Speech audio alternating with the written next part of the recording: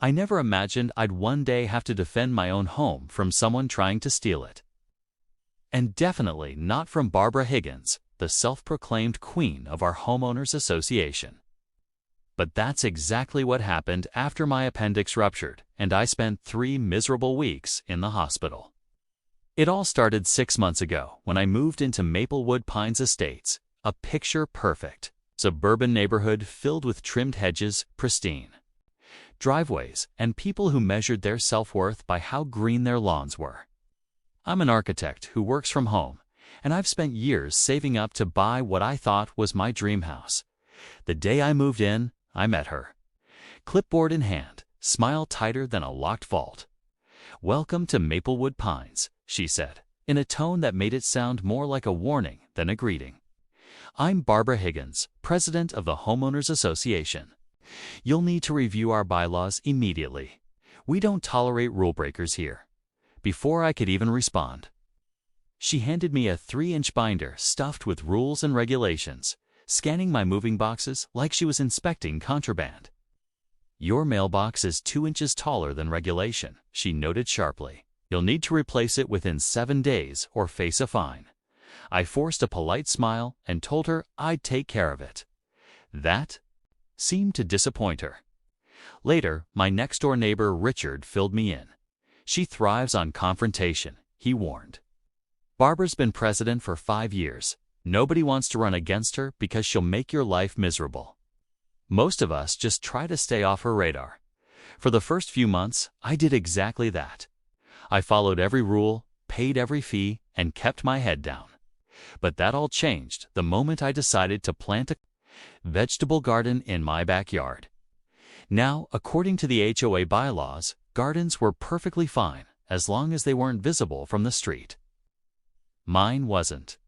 It sat behind my house, neatly enclosed by a decorative fence. But that didn't stop Barbara from showing up at my front door one Saturday morning, red-faced and ready for battle. "Your garden violates Section 12, Paragraph 4 of our bylaws," she declared, clutching her clipboard like a sword. "Vegetable gardens must be approved by the Landscaping Committee, which I chair." I calmly opened the same binder she'd given me and showed her the section in question. "Actually," I said, "the rules only state that the garden must be out of street view. There's nothing about committee approval." Her smile vanished and her eyes hardened. "Then perhaps the bylaws need updating. Until they are, remove it by Monday, or you'll be fined $50 per day." I refused. That's when the real war began. Barbara started documenting every tiny thing she could possibly call a violation. "My grass is a 1/4 inch too tall. My trash can be visible for 30 minutes after pickup." Even the color of my garden hose, she claimed it was too distracting. The fines started piling up, but I contested every one of them during HOA meetings, citing the actual bylaws. The board members, clearly tired of her antics, often sided with me. Each time they overruled her, I could see the fury building. Behind her forced smile, Barbara Higgins wasn't used to being challenged, and definitely not in public. After one particularly heated meeting where the board once again ruled in my favor, she cornered me in the parking lot. "You think you're clever?" she hissed, eyes blazing. "Nobody makes me look foolish in front of the board. Nobody. You'll regret moving into Maplewood Pines, I promise you that." I brushed it off, assuming it was just another one of her power trips. That was my first mistake, because Barbara Higgins didn't make idle threats, and I was about to find out just how far she'd go. 2 weeks later, I woke up at 3 a.m. with unbearable stomach pain. Within minutes, I was in an ambulance, then on an operating table. My appendix had ruptured and the infection spread fast. What should have been a routine surgery turned into a fight for my life. I spent 3 weeks in the hospital battling sepsis, followed by 2 more at home recovering. While I was lying in a hospital bed, barely conscious, Barbara was busy trying to take my house. Richard later told me he'd seen her coming and going from my property several times while I was hospitalized. She told the neighbors she was checking on things for me and watering my plants. In reality, she was setting up a full-blown scam.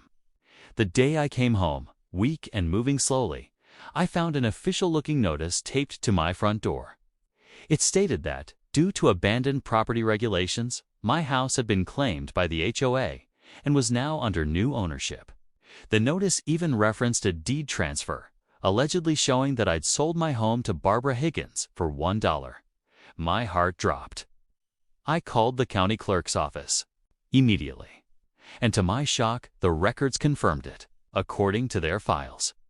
I had appeared before a notary 2 weeks earlier and signed over my home while I was actually lying unconscious in the ICU. This is fraud, I told the clerk, my voice shaking. I couldn't have signed anything. I was in the hospital. The clerk sympathized but explained I'd need to file a legal challenge to reverse the deed. Meanwhile, Barbara had already filed an eviction notice, giving me 72 hours to vacate her property. I called my cousin Michelle, a real estate attorney, and within an hour she was at my door, reviewing the documents. Her face went pale as she flipped through the pages.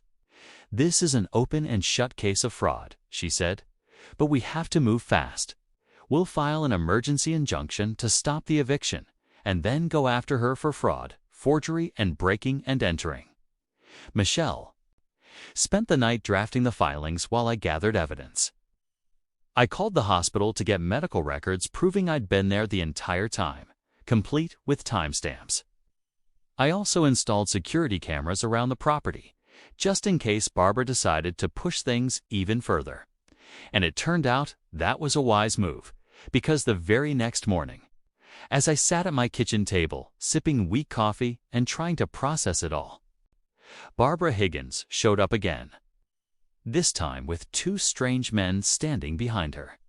"These gentlemen will be helping you move your belongings," Barbara declared with a triumphant grin as 2 burly men stood awkwardly behind her. "I've generously given you until 5 p.m. today. No need to wait for the official eviction." I stepped into the doorway, blocking her entry. "Barbara," I said evenly, "you forged a deed transfer while I was in the hospital. That's a felony. My attorney has already filed an emergency injunction and is preparing criminal charges against you for the first time." Her smug smile faltered, but only for a heartbeat. Then she lifted her chin. "That's ridiculous.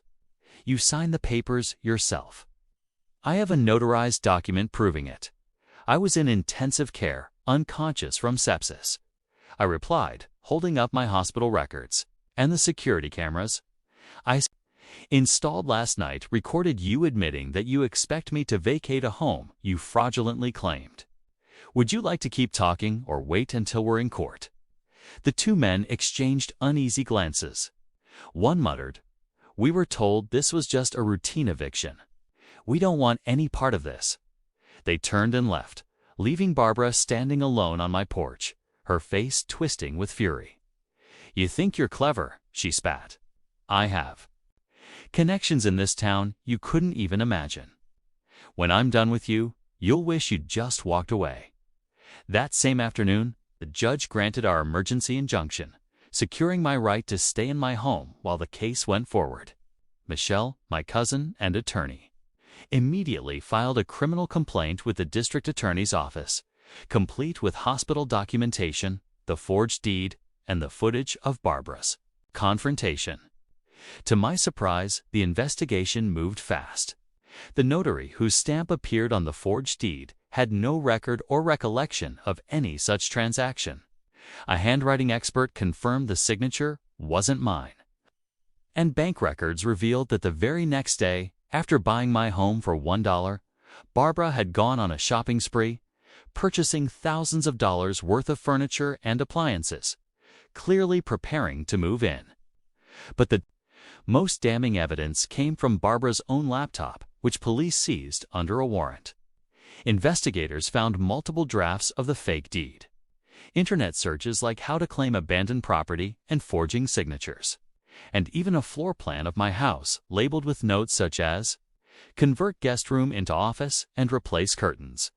3 weeks after I'd returned from the hospital, we finally had our day in court. Barbara walked in looking confident, dressed in a sharp business suit, every hair perfectly in place, an expensive handbag swinging from her arm. She clearly believed her standing in the community would protect her. She was very, very wrong. The judge, a stern woman with silver hair and a gaze that could slice through concrete, reviewed the evidence with growing disbelief. When Barbara's attorney weakly suggested there might have been a misunderstanding about my hospitalization, the judge's expression hardened. "Counsel," she said, icily, "the evidence shows your client forged documents to claim ownership of a home while its rightful owner was hospitalized with a life-threatening condition. There is no misunderstanding here, only criminal fraud of the most egregious kind." When Barbara took the stand, her mask began to crack. Under Michelle's questioning, she insisted I had signed the papers before going to the hospital. But once Michelle presented time-stamped medical records proving I was sedated and incapable of signing anything, Barbara's story shifted. "He was going to sell it to me anyway," she shouted. "We had an understanding. I just expedited the paperwork." Michelle tilted her head. "Do you have any documentation of this understanding?" Barbara hesitated. "No, it was a verbal agreement." "A verbal agreement," Michelle repeated, her tone calm but razor-sharp, with a man who was unconscious in intensive care. "That's your testimony under oath." Barbara's composure was shattered. She slammed her hands on the table.